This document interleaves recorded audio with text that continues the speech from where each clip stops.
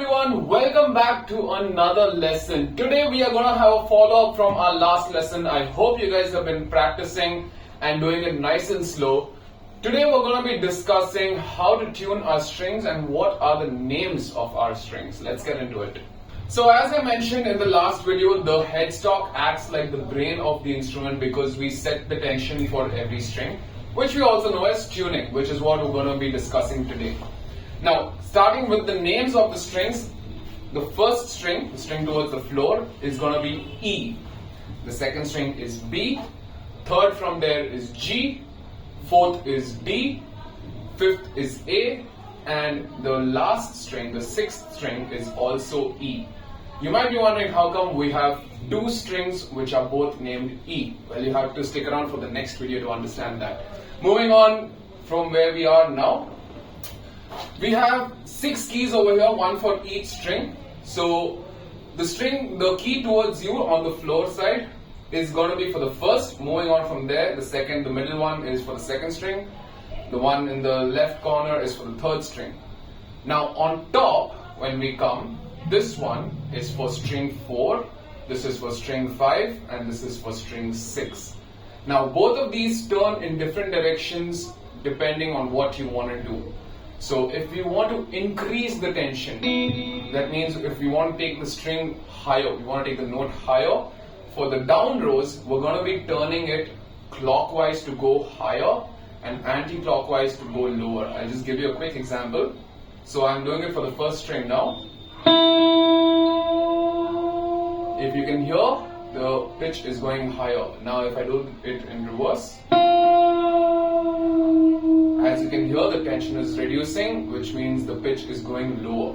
Now when we come to the top row, it's going to be the opposite. To go higher, we're going to turn anti-clockwise, and to go lower, we're going to go clockwise. I'm going to give you another example here. This is for the D string. So I turn anti-clockwise to go higher, and clockwise to come lower. Now there are a lot of tools out there that can help you with finding the right tension for your strings. Like there are a lot of tools. You can get physical headstock tuners which will clip onto the head over here. You have tons of apps if you want to go completely free. For today, because I'm connected on an electric guitar, I'm gonna be using my processor which has an inbuilt tuner, but the technique is the same for everything. I am going to leave some links in the description below regardless if you want to buy a tuner or you want to get a good app. Make sure to check that out. Now any sort of tuner is going to give you the same display and is going to work in the same fashion where you have indications happening around the alphabet. So now as you guys can see, if it is in tune, it's going to show you in green. Everything is going to go green, everything is going to be in center and it's going to go green for accurate tuning. Now if we are lower than where we need to be, the indication is going to happen towards the left, which means you need to tune up.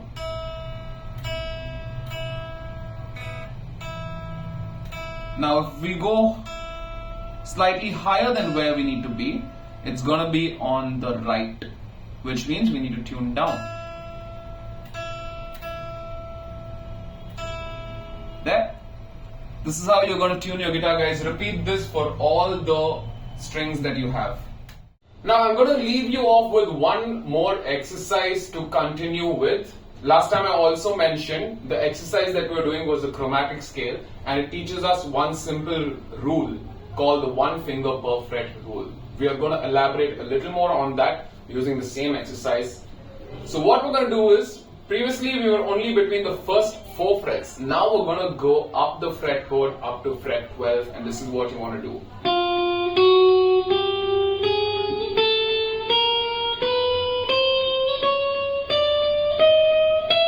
And come back in reverse.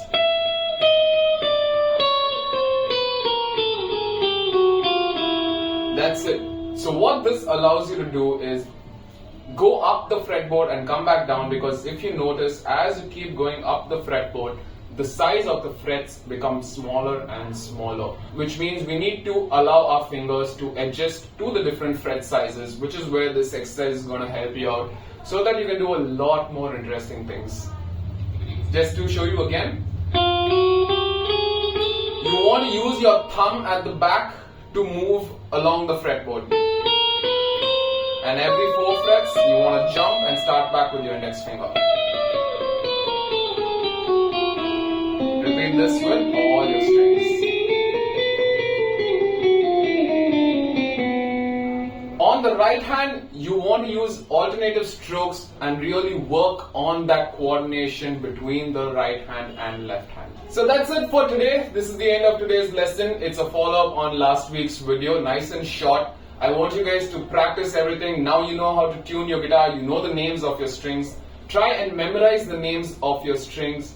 And let me know in the comments below about your progress. I'm going to make sure to reply to every single comment that you guys leave. Let me know if you're facing any difficulties and I will address it directly in the comments or make a video on specific doubts as well. Thank you for watching, staying till the end. Please subscribe, hit that bell notification and leave me a thumbs up and let's learn guitar. Happy practicing.